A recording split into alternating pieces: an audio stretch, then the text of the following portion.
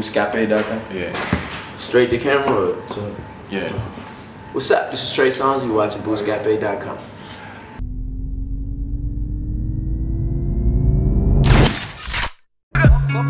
Colombiano, yeah, I love that. I love her if she speak another language. She be doing things I never seen. I think I might have hit it in my dream. She drop it, man, she throw it, yeah, she work it. So, Trey Songz, nice to meet you again. You released Chapter 5 2 years ago, and you had a big world tour. So when did you start to work on this new album? When did I specifically start working on this album?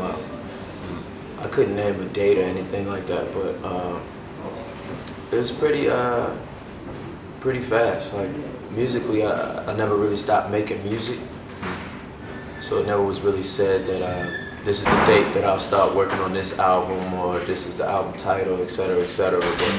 But probably pretty soon after I got off the road. Okay. Like I remember the actual first song that I recorded was a song entitled "What's Best for You," and the second one was a song entitled "Smartphones," and that was a little over a year and a half ago. Okay. And what is your process? Do you work first with music, or you write just ideas like that? The process changes. It varies depending on the song or the emotion that goes along with it. Like I have songs in my phone that I've sung to myself that I've never even put to music. I have ideas that I've written down that eventually become song lyrics, or I'll even sing melodies and they'll become beats, you know what I mean? So, okay. And sometimes it's like Nana, the beat came first and the song came second. Okay. But it varies depending on what it is. Okay. And how do you came with the idea with Nana? Oh, na, na, na. Put your hands in the air if you love it. If you love it. Oh, na, na, na. Keep your hands in the air if you're spending the night. Oh, well, Nana, shout out to my man Sam Hook. We actually wrote a lot of this album together.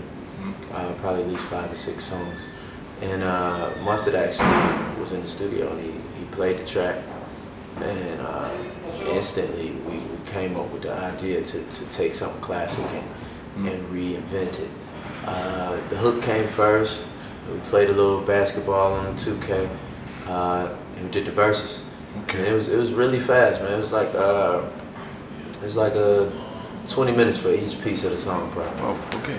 And it's a must-have beat because you are known to not work with a big-name producer or trendy producer. Right. So why do you choose this time to change the formula?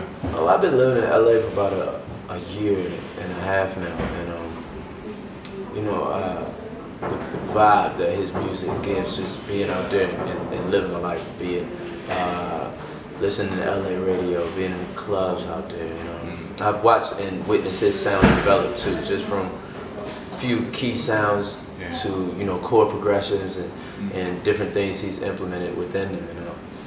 We kind of developed a work relationship via email and text, where he would send me tracks and stuff, and then we actually only had one session together, and I've recorded probably 8 songs to Mustard beats. Okay. Can you talk about the video? Baby, I'm the one you like, yeah. I'ma give you what you like, yeah. Oh yeah, I'ma give it to you right, yeah. Best time of your life, yeah. Oh yeah. The video, I think is one of my best videos to date. Is, you know, I like to be clever with the concepts, and you know, so many things have been done before. I wanted to do something I hadn't done before. When, you know, you hear Nana, you think typical club, probably be the look, or even a strip club, or you know what I mean? Yeah. But I wanted to do something different, and what I think we were able to accomplish is something that was empowering for women, something that showed me in a different position where I actually wasn't in control of the situation throughout the video. And it gave another promotional advantage, whereas though you had women in the video that had their own following, you know what I mean, their own fitness following, their own television following, as far as the Bella Twins are.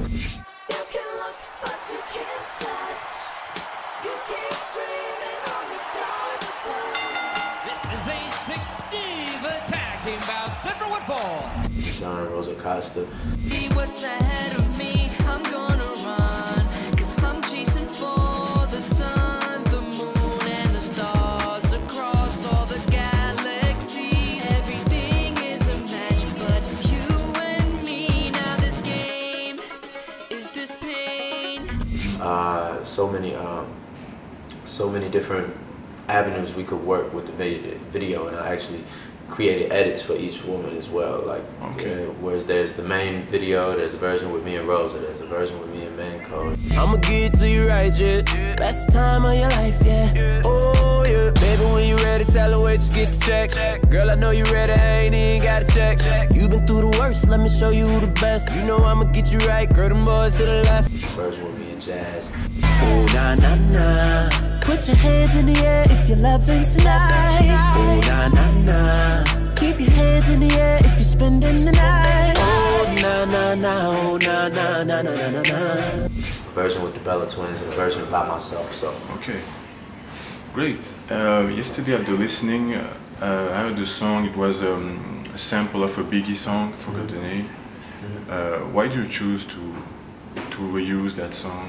Well, the difference in the sample and it's not really a sample. Yeah, it was like the song contains interpolations of "Fucking You Tonight" by Biggie and R. Kelly. Some say the X make the sex spectacular. Make me lick you from your neck to your back, then you're shivering, tongue delivering, chills up that spine. That ass is mine.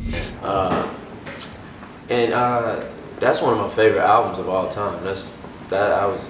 I remember back then when I would listen to that album, just the fact that R. Kelly could say that and sing it, and the song was just so clever. It was so blunt, so brash. The delivery was so crazy over this smooth R&B beat. You know what I mean? You know, much like Nana, it's reminiscent of something that people already know. It's something that I love, something that I like the Fugees, the score, and Nana was the first album I bought on my own, you know. So as far as that song is called "Loving and Touching," and as far as that song, I saw a new way to give it new life and breathe new air into it, and I took that opportunity. Okay, and I noticed like during the EDM craze, like 4 years ago, you were the only one who didn't jump on the bandwagon. So why? First question, and how do you feel now? You know, the thing about trends is they soon will pass, you know, no matter how hot they are. And it never felt right in my heart to make that music. I still was making a name for myself. I still was fairly, I wouldn't say new to the game at this point, but I was still at a point where as though I was making my imprint. And when you switch your footing up while you're doing that, it confuses the audience that you're trying to attain. You know, and I know my fans love me for a certain sound. Not to say that I'm bound to that sound and that I have to stay within it, or to discredit anybody that, you know, has stepped outside of the creative boundaries, because I think it's cool for everyone to do, as we are artists. But I wanted to stay true to what felt good in my heart. You know, if I have to go out there and sing songs that I don't really enjoy, you know what I mean, or something that I'm doing because it's a political move, or because I think it'll save this portion of my career, or it'll boost, you know, this song to this level because it worked for this artist. If it's not true to me, I can't really get into it. Okay, so are you aware that you're one of the few artists that can make a song with Mariah Carey right now? Summer days and summer nights when I felt you in my arms, didn't I want to badly, wanted to let you have me. And also rap on a song with Nicki Minaj. Look at y'all, worn out, hoard out, slow it out, pussy walls tore out, all y'all bitches. Look, just look at y'all bitches. Look. I mean, I'm pretty aware. Okay.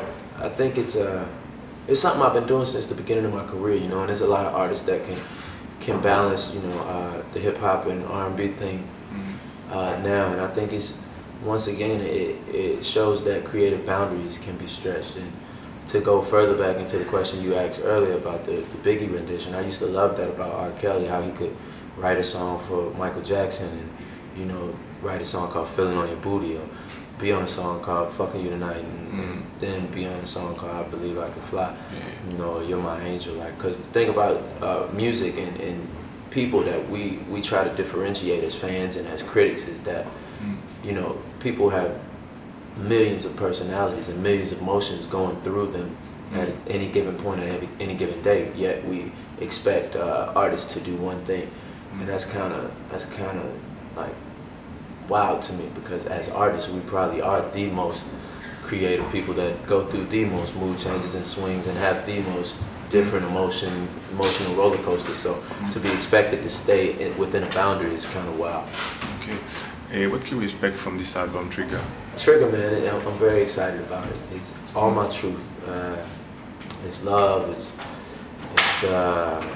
It's disappointment. It's parties. It's what happened last night. It's what might happen tonight. It's you know, it's just my life put in the song form. And you know, I don't want people to think just because it's called Trigga, which is one of my alter egos, that the album skews one way or another. That's why I think it's important for people to hear the content, because people can make their own conclusions based upon the name of something. So it's a Trey Songz album like any other, but 2014, what I'm living right now today, what I'm breathing right now today, and what I want to get to people right now today. Okay. Your first album came out in 2005, so it's gonna be like nearly 10 years. Yeah. So how do you feel? You feel like a vet in the game, or? I feel like I'm very much still a student. Okay. I feel like I have a lot of knowledge, but I never think that knowledge has a cap. I think that there's very much that I can still learn in this game, but I feel like there's a lot that I know. I know what I want for myself. I know what I want from my team. I know what my fans want from me for the most part. And what I don't know, I'm eager to learn. Okay. You were from Virginia? Yeah. Like Timbaland, like Pharrell, like Chris Brown, like Missy Elliott. So what is it so special? What's so special in Virginia? I don't know, man. I think it might be the cooking. I don't know. It's that country that by the beach. It's because Virginia is so many different things in one. Like you have a portion of Virginia that's very close to DC. That's very city-like. You have a part of Virginia where I'm from, where Chris Brown's from, where D'Angelo's from, where it has a southern feel to it. You know, and you have another part of Virginia that's by the beach that has a coastal feel to it, where you got Timbaland, Pharrell, Pusha, all of those guys from out there. So it's interesting you bring that up, because just yesterday I mentioned yet again that I would love to do a Virginia collaborative project with all those guys. Too much talent there. Okay, and I've seen like lately you've been close with Chris Brown. Yeah. So what's his situation right now? You still in contact with him? Just got rich. Took a broke nigga bitch. I can make a broke bitch rich, but I don't fuck with broke bitches.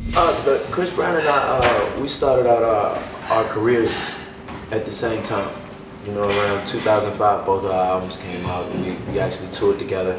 And you know, as young men growing up, you have to go your own way and learn your own way about life. So, not to say there was ever a point where we weren't friends, but there was a point where we weren't as close as we were at the beginning, or as close as we are right now. And I think as we've both come into our own, you know what I mean, as men, we realize that friendship is few and far between in this game. And he's doing very well. He got his head up, you know, and to all the Chris Brown supporters out there, he definitely needs and loves the support that y'all are giving him. And that's my dog, man. That'll be my dog forever. Okay. You the one to celebrate, yeah. You the one they never had, yeah. Oh, yeah. All the problems you done had, yeah. Lead them broke fellas in the past, yeah. Oh, yeah. Girl, you had good, but I could give you better. I'll have you thinking about forever.